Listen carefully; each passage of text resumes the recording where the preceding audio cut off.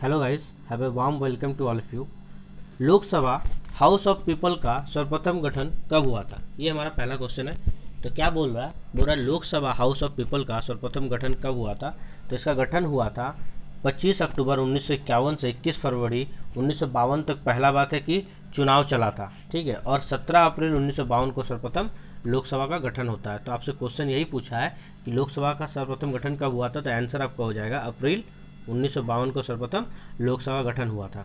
और आपसे अगर पूछेगा कि पहला आम चुनाव कब से कब तक चला, तो आपका आंसर हो जाएगा 25 अक्टूबर 1951 से 21 फरवरी 1952 के बीच लोकसभा चला, ठीक है। नेक्स्ट क्वेश्चन में हम लोग आ जाते हैं सेकंड क्वेश्चन में। सेकंड क्वेश्चन है लोकसभा का प्रथम सत्र कब आयोजित हुआ? तो लोकसभा का प्रथम सत्र 13 मई 1952 को प्रारंभ हुआ था। कब प्रारंभ हुआ था? 13 मई 1952 को लोकसभा का प्रथम सत्र आरंभ हुआ था, ठीक है। अगर पूछेगा लोकसभा के प्रथम अध्यक्ष कौन थे, तो आप लोग याद रखिए लोकसभा के प्रथम अध्यक्ष थे जीबी मावलंकर, ठीक है। तो हो गया आंसर आपका लोकसभा का प्रथम सत्र 13 मई 1952 को आरंभ हुआ था। नेक्स्ट क्वेश्चन में आ जाते हैं। तीसरा क्वेश्चन है लोकसभा को लोकप्रिय चेंबर क्यों कहा जाता है? मतलब ये फेमस क्यों है, इसको क्यों लोकप्रिय कहा जाता है? तो इसका आंसर है वयस्क मताधिकार के आधार पर प्रत्यक्ष निर्वाचन द्वारा चुने गए प्रतिनिधि लोकसभा के सदस्य होते हैं, इसलिए इसे लोकसभा का चैम्बर कहा जाता है। मतलब ध्यान देने वाली बात यह है कि वयस्क मताधिकार मतलब 18 वर्ष से ऊपर, ठीक है। 18 वर्ष से ऊपर तो वयस्क हो जाते हैं कि तू लोकसभा का आपको कैंडिडेट मतलब होने के लिए, मतलब मेंबर ऑफ पार्लियामेंट होने के लिए, एमपी का जो चुनाव होता है होने के लिए आपको 25 साल का उम्र होना चाहिए। 25 साल का अगर उम्र है और आपको टिकट वगैरह अगर किसी पार्टी के थ्रू मिलता है तो आप चुनाव लड़ सकते हो, ठीक है, लोकसभा के लिए। तो 25 प्लस आपकी एज होनी चाहिए। तो वही बोल रहा है वयस्क मताधिकार के आधार पर प्रत्यक्ष निर्वाचन, यानी कि जनता द्वारा डायरेक्ट चुना जाता है लोकसभा के कैंडिडेट को, इसलिए जो भी लोग चुन के आते हैं और जो भी लोकसभा के सदस्य होते हैं वो क्या होते हैं, डायरेक्ट जनता जनार्दन द्वारा डायरेक्ट चुनी हुई होती है, इसलिए इसे लोकप्रिय चैम्बर भी कहा जाता है, ठीक है। नेक्स्ट क्वेश्चन पे हम लोग आ जाते हैं। चौथा क्वेश्चन है आज की तिथि तक लोकसभा में कितने आम चुनाव हुए हैं? अच्छा क्वेश्चन है। अभी तक मतलब कहने का मतलब है अभी तक लोकसभा में कितने चुनाव हो चुके हैं। मतलब ये जो 2021 चल रहा है, तो ये जो इसमें जो प्रधानमंत्री मोदी हैं ये कितनेवें लोकसभा के प्रधानमंत्री हैं? तो आइए हम लोग शुरू से सब देख लेते हैं। तो आंसर इसका है आज की तिथि तक लोकसभा के लिए 17 आम चुनाव आयोजित हो चुके हैं। कितने हो चुके हैं? 17 आम चुनाव आयोजित हो सके हैं। पहला आम चुनाव 25 अक्टूबर 1951 से 21 फरवरी 1952 तक चला था। ये है पहला, ठीक है। उसके बाद बोल रहा है सेकंड जो है 24 फरवरी से 14 मार्च 1957 तक चला था, ये सेकंड। उसके बाद थर्ड हम लोग देख लेते हैं। तीसरा जो चला था 19 फरवरी से 1962 तक तीसरा चला था, थर्ड।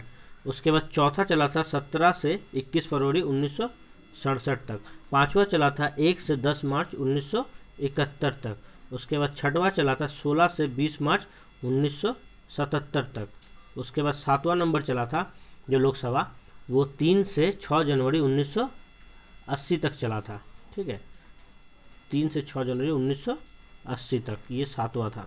उसके बाद आठवां था 24 से 28 दिसंबर 1984 तक, ये आठवां था। उसके बाद नौवां चला था 22 से 26 नवंबर 1989 तक। उसके बाद 10वां चला था 20 मई से 15 जून 1991 तक, ठीक है।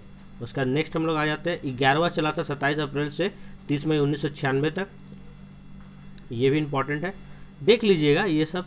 अगर पूछे कभी भी इतना नहीं पूछता है आपसे, क्वेश्चन मेनली यही पूछेगा कि अभी जो चल रहा है वो वर्तमान में कितनवां लोकसभा के प्रधानमंत्री हैं, तो ये 17वें प्रधानमंत्री हैं, ठीक है। तो हम लोग डायरेक्ट नीचे आ जाते हैं,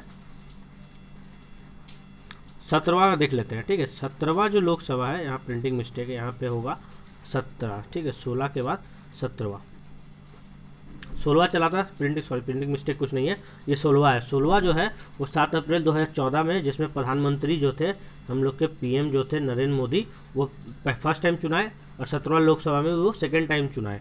तो जब दूसरी बार वो चुन के आए तो बोल रहा है 17वीं लोकसभा के गठन के लिए भारतीय आम चुनाव देश भर में 11 अप्रैल से 19 मई के बीच 2019 के बीच 7 चरणों में आयोजित हुआ था। वो जो चुनाव हुआ था 2019 वाला वो 7 चरणों में हुआ था। तथा चुनाव के परिणाम के फलस्वरूप 23 मई को 23 मई को क्या हुआ, परिणाम घोषित किया गया था, चुनाव के परिणाम 23 मई को, जिसमें भारतीय जनता दल जो है, बीजेपी जो पार्टी है, वो 330 सीट पर जीत हासिल की थी और पूर्ण बहुमत से सरकार बनाई थी। ठीक है, और भाजपा का पूरा गठबंधन करके टोटल कितना लाया था, तो 353 सीटें लाई थी भाजपा।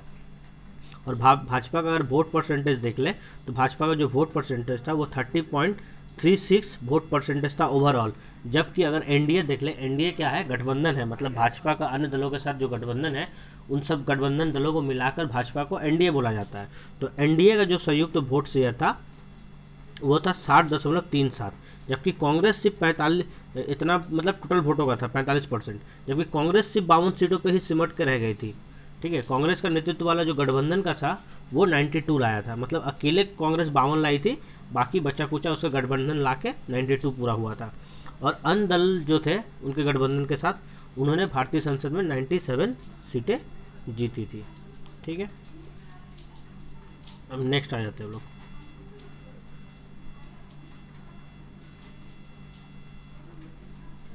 लोकसभा का प्रथम अध्यक्ष कौन था, श्री जीवी मावलंकर लोकसभा के प्रथम अध्यक्ष थे। ठीक है, श्री जीवी मावलंकर कौन थे, लोकसभा के प्रथम अध्यक्ष थे। अगर आपसे पूछ दे कि लोकसभा का प्रथम उपाध्यक्ष कौन था, तो वे थे अनंत श्यानम अयंगर। इसके नेक्स्ट क्वेश्चन वाला वही है कि लोकसभा का प्रथम उपाध्यक्ष कौन था, तो लोकसभा का प्रथम उपाध्यक्ष था श्री अनंत श्यानम अयंगर, लोकसभा के प्रथम अध्यक्ष थे, उपाध्यक्ष थे। ये 30 मई 1952 से 7 मार्च 1956 तक इनका कार्यकाल रहा था।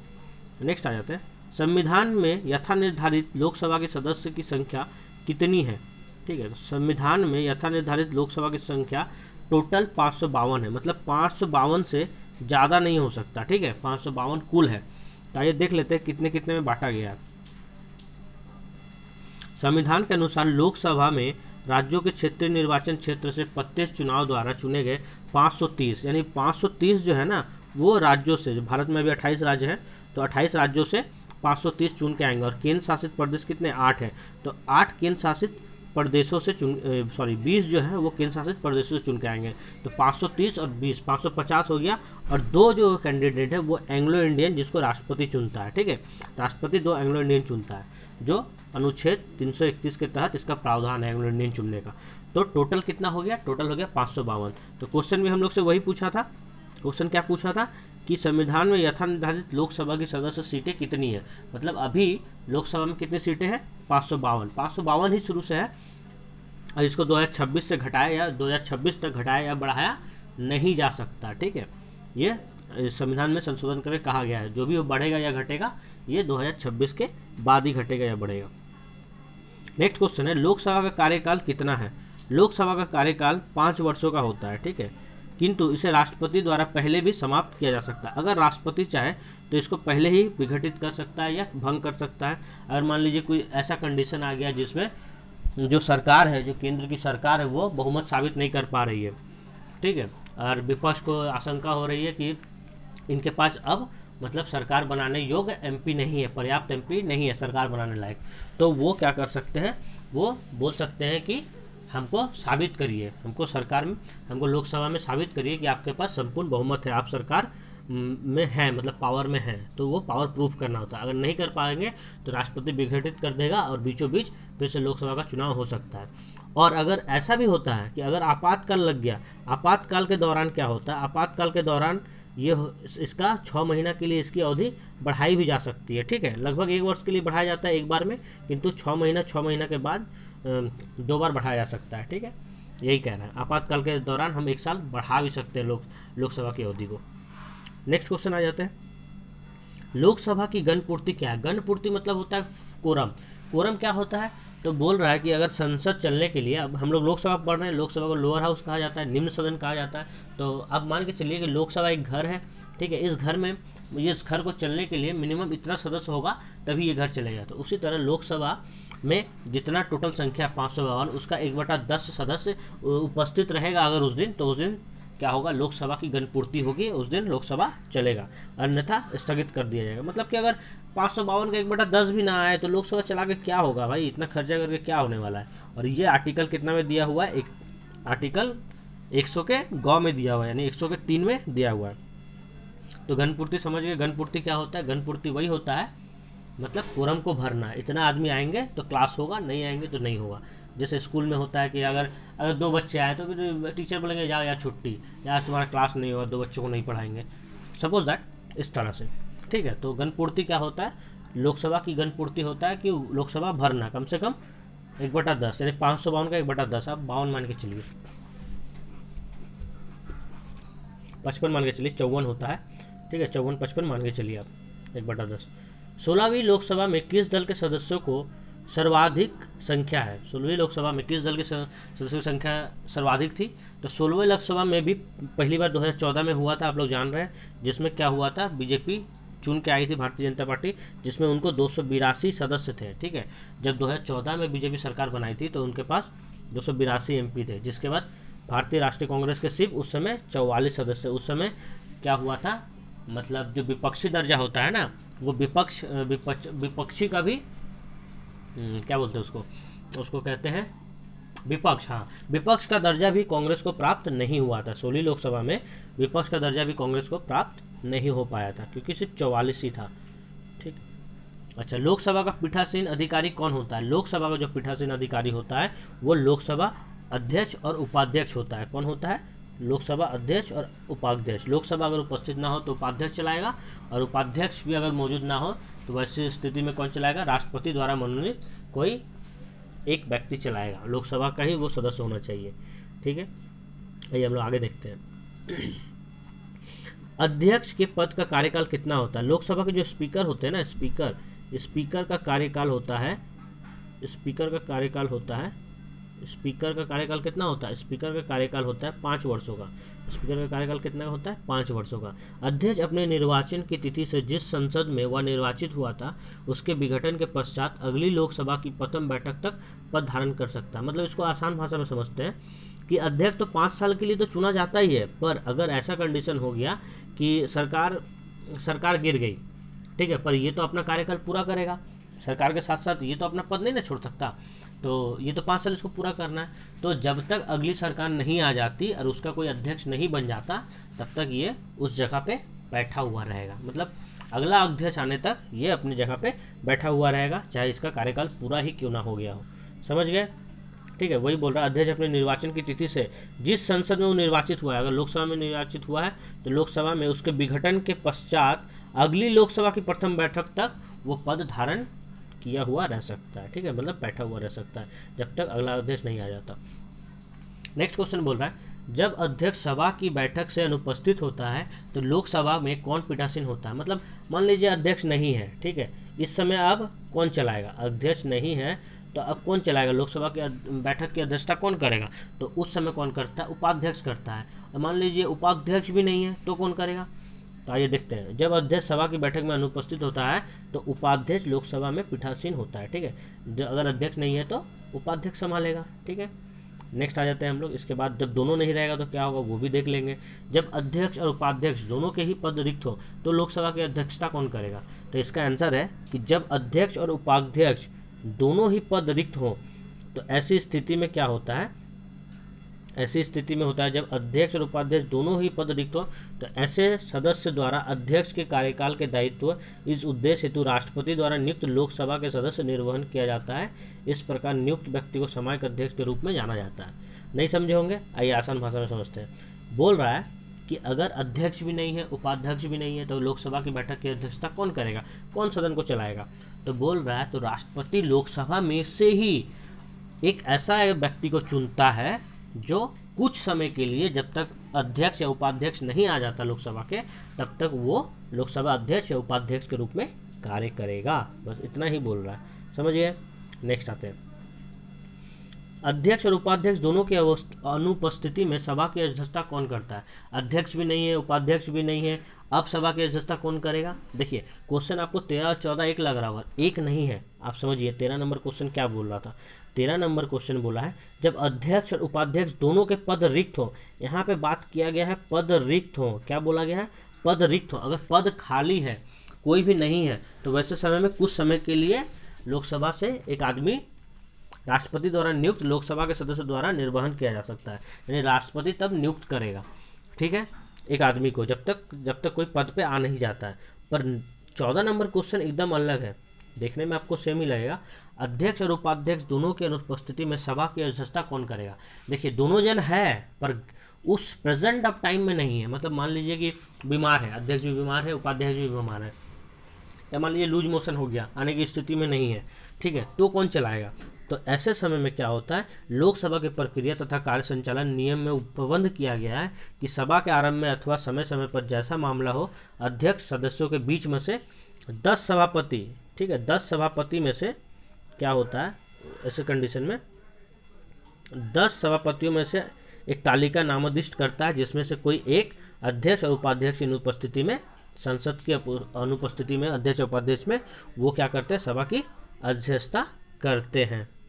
ठीक है, नेक्स्ट क्वेश्चन आते हैं 15 लोकसभा चुनाव लोकसभा के सदस्यों का चुनाव किस प्रकार होता है?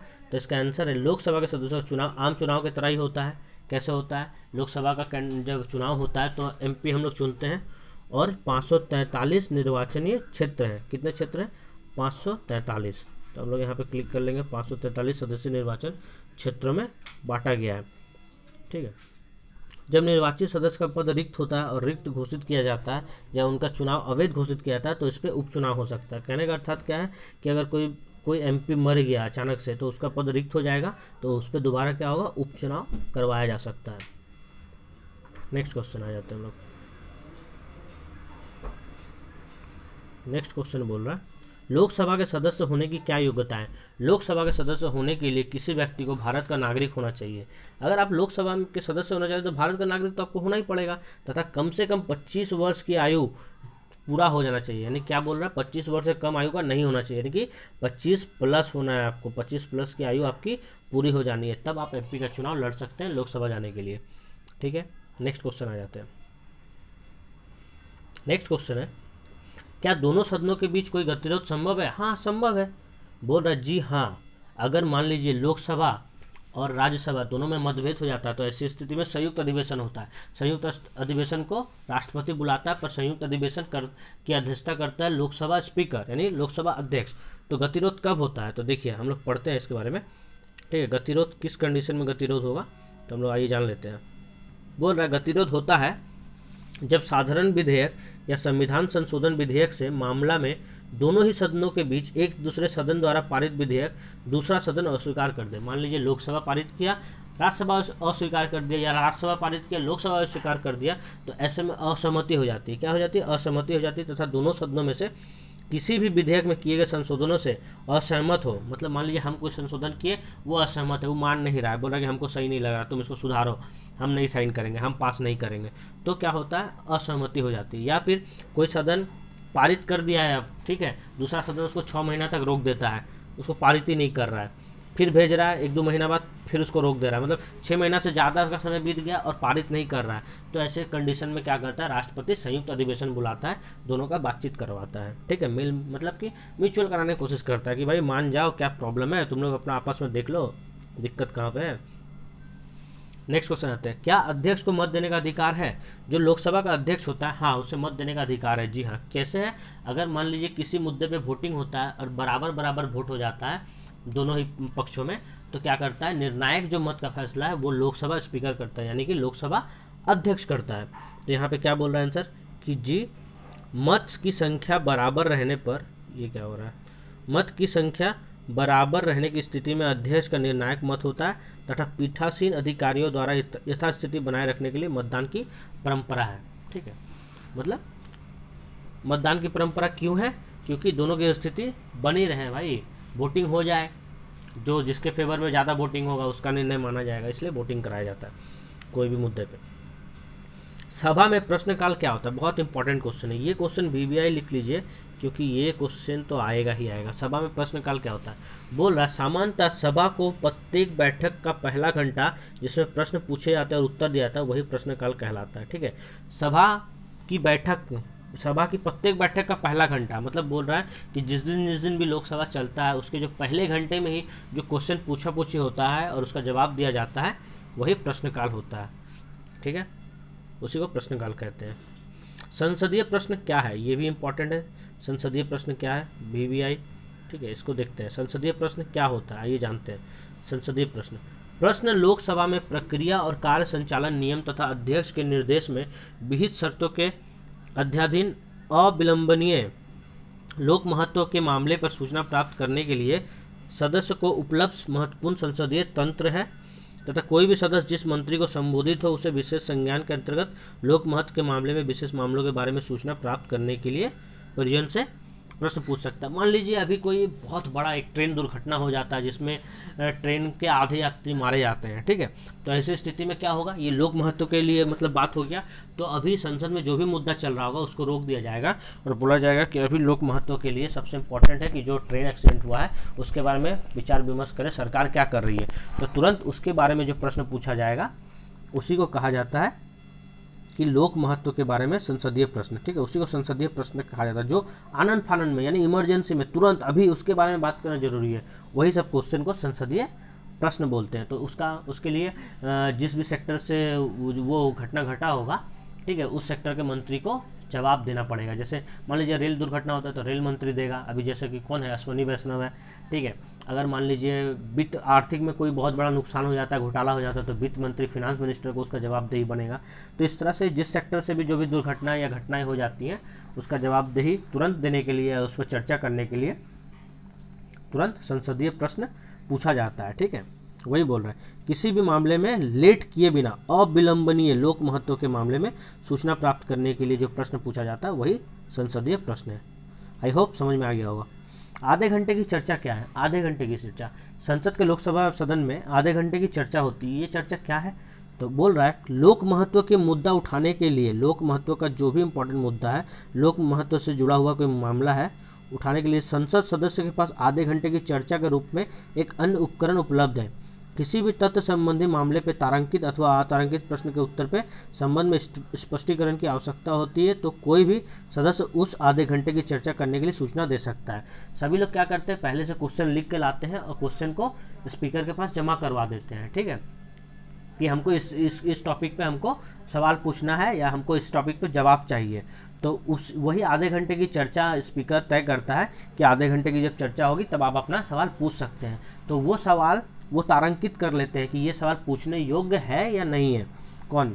वो एमपी सब तारांकित करके देते हैं और उसके बाद उसको डिसाइड कौन करता है? उसको स्पीकर डिसाइड करता है। अगर स्पीकर को लगेगा कि हाँ ये सही सवाल है, इसका ये पूछने लायक है, तो आधे घंटे की उस चर्चा में उसको मौका दिया जाएगा कि आप अपना सवाल पूछ लीजिए, ठीक है। ये लोक महत्व के मुद्दे पे है तो आप पूछ लीजिए। वो मुद्दा लोक महत्व से जुड़ा हुआ होना चाहिए, ठीक है। तो यही होता है आधे घंटे की चर्चा, वो आधे घंटे तक ही चलती है, ठीक है। तो यही रहा, होप आप सबको अच्छा लगा होगा। थैंक यू सो मच, धन्यवाद।